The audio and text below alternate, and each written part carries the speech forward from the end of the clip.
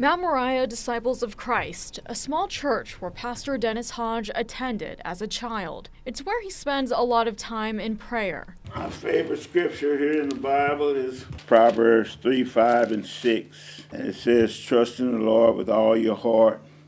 Lean not on your own understanding. In all your ways acknowledge him, and he will direct your path. But before this, Pastor Hodge was down a different path, spending his days behind prison walls. From parole violations to drugs, he was in and out of prison 5 times, and the last time was one that would change his life forever. I heard the Lord speak to me and ask me how long was I going to keep hurting my mother, how long was I going to keep hurting my children, how long was I going to keep hurting him, and how long was I going to keep running. I realized I couldn't run anymore. So I gave my life to Christ right there, June 29, 1993, on the concrete floor in the Midland County Jail. Behind bars is where he'd write letters to his mother, who passed away while he was still locked up.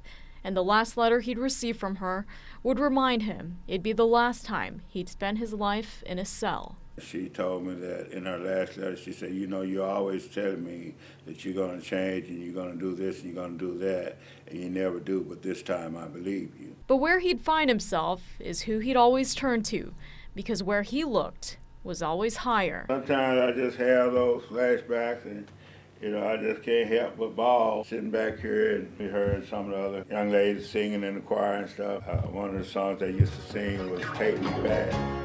Take me back. And oftentimes I just hear that song in my spirit where the Lord has just took me back to this place.